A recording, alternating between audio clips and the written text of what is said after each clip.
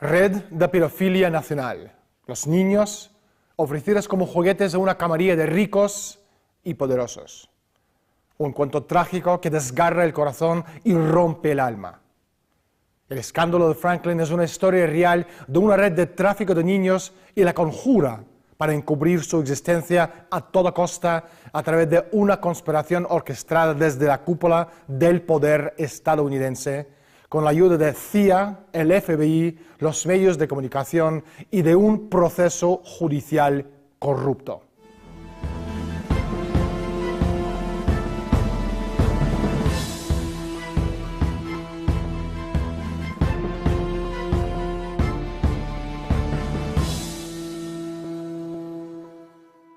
Dos personajes siniestros, Lawrence King de Nebraska y Craig Spence. Dos power brokers políticos con acceso a los más altos niveles del gobierno de Estados Unidos. Supervisaron la red y transportó y vendió cientos de niños a lo largo y ancho de Estados Unidos. Su modus operandi: utilizaban el reconocido orfanato católico en Nebraska Boys Town, ciudad de los niños, como su reservoir pedófilo. El destino más habitual para las víctimas: Washington, D.C. Una casa de lujo, equipada con los mejores sistemas de grabación audio-visual. Senadores, congresistas, multimillonarios y miembros del gobierno se vieron involucrados en un juego macabro. A partir de ese punto, todos se convirtieron en peones al servicio del poder. Un sistema de controles y contrapesos. La base del sistema del gobierno estadounidense se ocultó al pueblo norteamericano. Un sistema de controles y contrapesos de chantaje. Muchas decisiones políticas se vendieron al mejor postor como en una tétrica subasta. Sus protagonistas se convirtieron en propiedad de los extorsionadores. ¿Alguien se atreve a contar estos hechos espeluznantes? Por suerte, y desde la sombra, hemos encontrado a un periodista de investigación valiente que se sumergió dentro de un submundo tan perverso, diabólico y malvado que cuesta creer que esta realidad terrorífica puede existir en el mundo en que vivimos. Pero antes, salimos a la calle y preguntamos a la gente su opinión sobre el escándalo de Franklin. Hemos salido a la calle para preguntar a la gente lo que opina sobre el escándalo Franklin. Porque es de lo poco que no se puede comprar con dinero, la inocencia de un niño. Como son gente poderosa, a lo mejor sí. Eso es mundo de dinero. Si tienes dinero, tienes todo, se puede tapar todo. Es maldad. Para mi cabeza ya no entra dentro de lo posible. Tienen que estar enfermos, es lo único que puedo decir. Los medios de comunicación son medios de desinformación en todos lados. Eso está muy tapado. El dinero compra la verdad. Gente que se atreva a hacer eso y que tenga poder en Estados Unidos también tendrá poder sobre los medios de comunicación. Pues probablemente porque en algunos medios pueda haber personas que sean de la misma condición. Pedófilos en los puestos de poder, asesinatos, manipulación, mentiras desgarradas en los medios corporativos, los servicios de inteligencia, protegiendo a los criminales, la conspiración. Hoy vamos a entrevistar a un hombre que sabe más acerca de este asunto que cualquier otro en el planeta. Se llama Nick Bryant, el autor del escándalo de Franklin. Nick, muchísimas gracias por estar con nosotros. Bienvenido al programa. Red de pedofilia nacional vinculado a los superpolíticos en Washington, a los elementos de las Fuerzas Armadas de Estados Unidos y los servicios de inteligencia. Esto es una locura. Vamos por partes, Nick. ¿Qué es el escándalo Franklin? Dicho brevemente, el escándalo Franklin trata de una red interestatal de pedofilia que traslada a niños pequeños de una costa a otra del país para venderlos a gente rica y poderosa. Esta red pedófila estaba en última instancia cubierta por el FBI y el Ministerio de Justicia. Las más altas organizaciones de defensa de la ley de los Estados Unidos pudieran cubrir una red internacional y nacional de pedofilia. ¿Quiénes son algunos de los principales señores de las sombras involucrados en esa red de pedofilia? Los dos individuos que controlaban esta red pedófila, en concreto eran dos republicanos influyentes, Lawrence King de Nebraska y Craig Spence, que vivía en Washington, D.C. King era un republicano importante igual que Spence. Tenía contactos al más alto nivel, es decir, que podía llamar prácticamente a cualquier persona que estuviera en el poder para pedirle un favor. Lawrence King. Ahora, este es el hombre que abrió en 1984 la Convención Nacional Republicana, cantando el himno nacional delante del presidente Reagan, y después montó una fiesta para 600 personas, entre ellos la hija de Reagan. El mismo Lawrence King, que según tu libro está vinculado a la CIA, y que vendió los niños secuestrados para convertirlos en esclavos sexuales para los ricos y famosos. Pero ¿cómo es posible algo así? Bueno, la historia es bastante complicada, porque es muy difícil creer que una red nacional de pedofilia controlada por un importante republicano pudiera pasar desapercibida durante más de 10 años y afectar a Dios sabe cuántos menores. Para escribir el libro pasé 7 años investigando el caso Franklin, me costó 7 años. Y en última instancia, y aquí es donde se vuelve realmente descabellado, en última instancia se utilizaron 3 grandes jurados para tapar el escándalo Franklin. El hombre designado para investigar Franklin fue el senador Loren Schmitt, un devoto católico y republicano fanático, padre de 10 hijos y un sinfín de nietos. Inicialmente, Schmitt pensó que Franklin era un ejemplo aislado de una dichosa manzana podrida. Poco después de que se formó el comité de Franklin, Schmitt recibió una llamada telefónica anónima.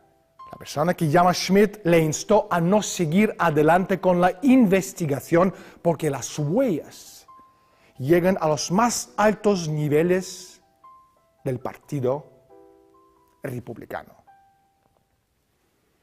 Schmitt no podía imaginar que su investigación terminaría en un final infame a su distinguida carrera política y casi le conduce a la ruina financiera. Y todo eso debido a que Schmitt, un hombre honrado y honesto, no quiso doblegarse a la voluntad de los tipos perversos que escondían su maldad en un manto de respetabilidad. Personas importantes estaban cubriendo sus bases dispuestos a hacer cualquier cosa para mantener esta historia en un hoyo profundo y oscuro. ¿Por qué los hombres tan poderosos quieran abusar sexualmente a los niños pequeños? No hay palabras que gráficamente pueden describir este horror. Una de las mejores explicaciones que recibí me la dio un psicólogo de Washington que trabajaba con individuos que están en el poder y siendo pedófilos desean realmente modificar su comportamiento. Me dijo que había un elemento de prohibición, que eran tipos que podían tener mujeres a su disposición en cualquier momento y que en definitiva lo que querían era probar algún tipo de fruto prohibido. Es como si pudieran cenar cada noche todo lo que desearan, pero justamente desearan una fruta prohibida de postre. Creo que en última instancia este es uno de los mecanismos que llevan a estos hombres poderosos a abusar de menores. La mayoría de las personas involucradas son miembros del prestigio social y creyentes católicos. El hermetismo tiene muchas explicaciones. Uno de ellos es la cuestión de fe. Pensad bien lo que estoy diciendo. entraron en nuestras casas, raptaron y forzaron a prostituirse a nuestros hijos. Después, lo negaron todo. Se define el término chutzpah como una persona que asesina a sus padres y luego exige clemencia al tribunal sobre la base de que ya es huérfano. Eso pretende ser un chiste, aunque es un chiste peligroso. Nuestra obsesión por el bienestar psíquico del culpable nos deja filosóficamente indefensos ante el crimen. Mientras el culpable no sea más que otra víctima, la justicia es imposible. Nick, ¿cuál ha sido el papel de los medios de comunicación en encubrir el caso Franklin? Fundamentalmente, lo que ocurrió fue que los organismos federales y locales de defensa de la ley negaron la existencia de esta red de pedofilia, aunque hubiera numerosos servicios sociales que apoyaban las denuncias de los niños. Pero los medios de comunicación se basaron en lo dicho por los organismos policiales, tanto los medios locales como los nacionales. The New York Times incitó a la ocultación al revelar que uno de los grandes jurados había sido corrompido. El Washington Post informó de la condena por perjurio de Alicia Owen, una de las dos niñas víctimas de abusos. La CBS hizo un trabajo gigantesco las 24 horas a propósito de Alicia Owen y el pretendido abuso de que fue víctima. El World Herald también hizo un gran trabajo de intoxicación con cada una de las víctimas que iban surgiendo. Y un par de víctimas habían nombrado a un ejecutivo del World Herald como posible abusador, de modo que es muy interesante. Discovery Channel pagó una cantidad con 6 ceros por el documental y luego decidió no emitirlo. Menos de 24 horas después de que el primer corte documental sobre Franklin fue mostrado a los miembros del Comité de Investigación del Congreso de los Estados Unidos, el Congreso había ordenado que todos los ejemplos fueron destruidos. El respaldo por parte del gobierno del abuso sexual de los menores, niños, en su mayoría, es extremadamente preocupante, pero no lo podrían haberlo hecho sin el apoyo incondicional de los medios de comunicación estadounidenses. Los federales fueron obligados e instigados prensa en cada paso del camino, ya sea por acción o por omisión. Washington Post, New York Times, el World Herald, la revista GQ, las cadenas nacionales CBS y ABC. A ver si me explico. Los principales medios de comunicación de Estados Unidos promovían la mala conducta de la Fiscalía General del Estado y de los servicios secretos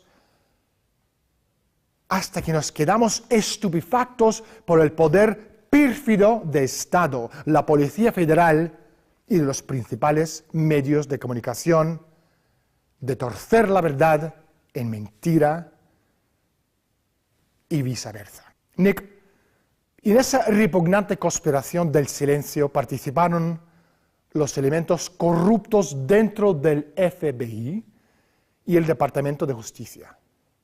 ¿Por qué? ¿Es esa corrupción generalizada en la aplicación de la ley de Estados Unidos? Creo que hay dos factores. Según las personas que entrevisté, la ocultación se produjo durante el primer gobierno de Bush.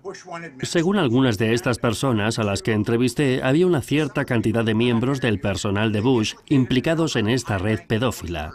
Pero también creo que hay otro factor, que es el chantaje.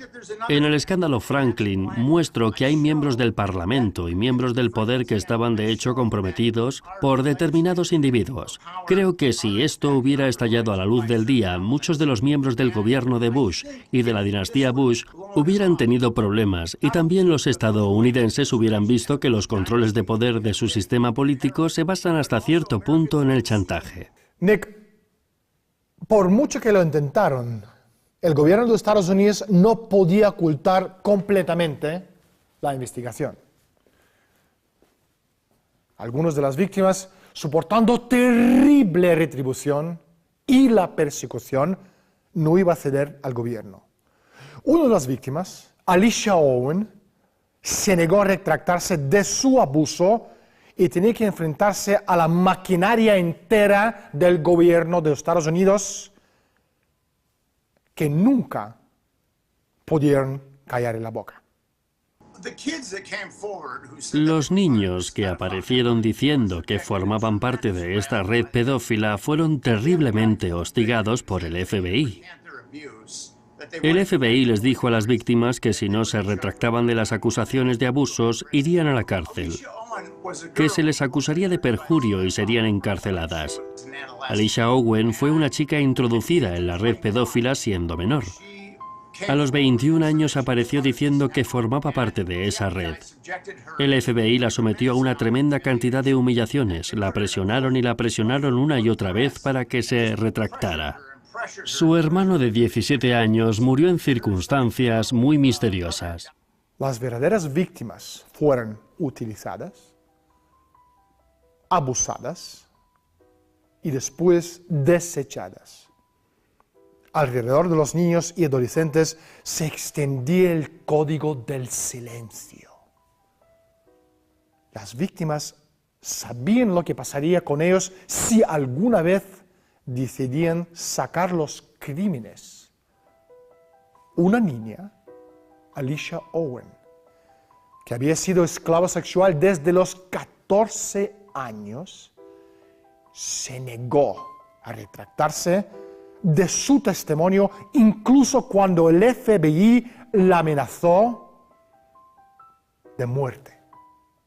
A los 21 años, no quiso retractarse ante un gran jurado estatal que la investigaba por 8 acusaciones del perjuicio. Tampoco se retractó ante el gran jurado federal que la acusó de perjuicio. Potencialmente, se enfrentaba a una condena de 300 años de cárcel por negarse a retractarse de sus acusaciones de abuso. Ni eso pudo disuadirlo de contar su verdad al mundo. Y lo contó con todas las consecuencias. Alicia Owen pasó 15 años en la cárcel, 2 años en confinamiento solitario, por decir la verdad. Nick, ¿qué pistas clave existen para que el público pueda estar de sobreaviso si las autoridades están presionando y amenazando a las víctimas? Es muy fácil presionar a las víctimas y conseguir que se retracten, porque fueron reclutadas por la red pedófila siendo niños relativamente jóvenes. El más joven con el que hablé había sido enganchado a los 11 años. Además, se abusa de ellos repetidamente y se les orienta hacia la droga. Para cuando llegan a los 17 o 18 años llevan ya muchos años de abusos y mucha droga tomada. Por tanto, su autoestima está totalmente por los suelos.